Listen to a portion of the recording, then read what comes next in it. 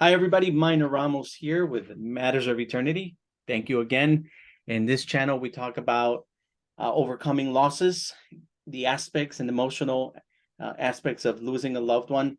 And then we combine that with the financial aspects of navigating these types of events. Well, today I have a special guest with me, Caleb Duron. From Duron Financial. I wanted to get on a call with Caleb because I love what he's doing in the marketplace, and I wanted him to have an opportunity to share with my audience exactly what he does and how he's doing it. So, Caleb, welcome to my channel. Good to have you on. Why don't you tell everybody specifically what you're doing in your practice and a little bit more about you? And thank you for having me on, Minor. Happy to be here.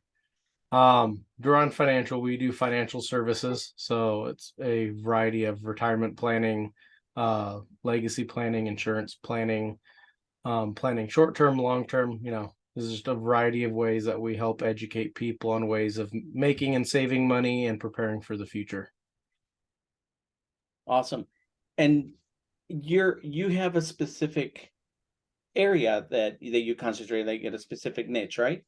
Yeah, one of the things that we do is we help school districts and their employees plan for retirement. So we go over their state pension, whether or not they'll be benefiting from Social Security, because some states and districts don't, and help them figure out what that gap is and where their employer plans might come into play or private plans might come into play. So they can hit their targets on retiring at whether it's 55, 60, 65, 70, and going through, yeah, just helping them there. Yeah, that's great. And it's an important. I know that there's some people that specifically work with like first responders. I'd love, talking to people that work in that arena. Others, go to completely, the corporations, but that's kind of your forte. Yeah, I guess if that's the area that you emphasize, and I think it's important for people to know. That way, it kind of just like, wait a minute, Matters of Eternity, Caleb, I'm sorry, Duron Financial. I know about them, and then it just gives people a picture of where they might be able to go. Anything else about your practice that you'd like to share with my audience? Um, Specifically about my practice, not necessarily, just in general, is uh planning for your future for legacy, whether it's for yourself, for your kids, grandkids. It's never too late to start. Don't feel embarrassed if you're starting in your 50s, 60s, 70s. Everybody has to do it somewhere. Yeah, yeah. Um, and it's better to start now than to just keep deferring it. Because that's the biggest thing. I mean, I have some people that are starting up in their 20s. I have some that are starting up in their late 60s. And everybody has a different story, and it's never too late. Right, right. What I really enjoy about the collaboration is that I have asset legacy planning, which is very dear to my heart. A lot of people on my channel know the content that I create regarding legacy, and then you also have your specific way of doing and taking your clients through the estate planning and legacy planning process. Now, big question for you is more specifically for you, what does legacy mean to you? Um, I guess for me personally, it's just positioning my family to where they'll be better off than where I was at their point, um, or when they're at the same point in their life than I am. Um, my family didn't come from a lot of money. We weren't families, that where people get inheritances when they turn 18, when they turn 25, when they graduate. But I'd like to be the one in my family to set that in motion. Where we do have, whether it's trusts setting stuff up or different inheritance funds. Um, and then of course just being prepared for the future. I might live till I'm 70, 80, 100, 110 nowadays. But something could happen to me next week, and so that's one of the big things on planning is you need to plan for the short term and the long term. Um, I think a lot of people keep thinking, "Oh, yeah, I'll plan for that when I'm retired." Um, and I say, no, you got to start planning your legacy now. Yeah. So would you say that, I mean, obviously it makes sense the moment that a married couple, gets together, especially they start having kids and children. And I even think that the legacy planning begins the moment somebody turns 18 years old, because they become an adult. And Mhm. one of the things that we talk about is in the healthcare directive, right? If that individual ends up going to college and they go to a hospital emergency for whatever reason, and they don't have that document in place, mom and dad are 2,000 miles away. What happens to their, right? Yeah, exactly. And I will say it was later in my life that we started looking at the estate planning side and power of attorneys. Um, and now married with 4 kids, and that's definitely part of the constant conversation.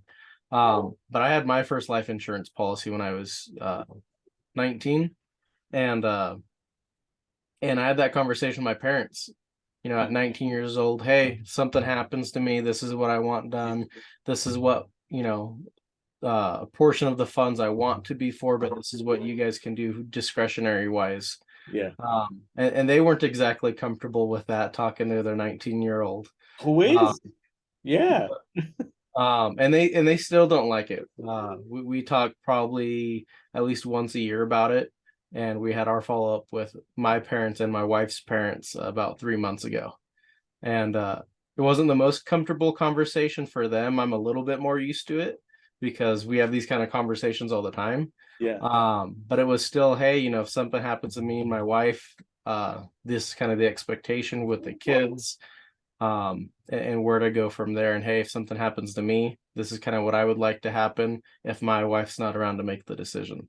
You, Uh, you know, it's so cool to me that you're in this space, and we work in the same field and categories. And what it's amazing to me that people take that it's a myth, because unfortunately you don't know when that accident will strike, and you don't have you don't have time to prepare for it.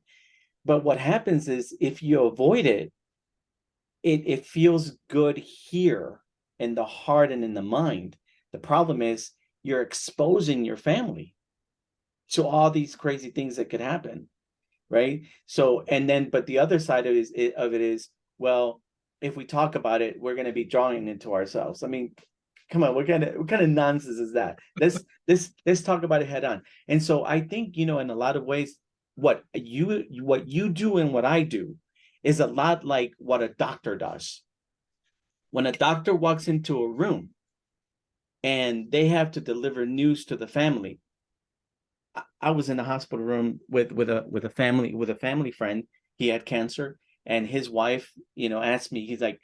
She's like, they're gonna tell us, so I need you to come with me. So I went with them, and the doctor said, "Look, you have this level stage cancer, maybe 3 months, maybe max."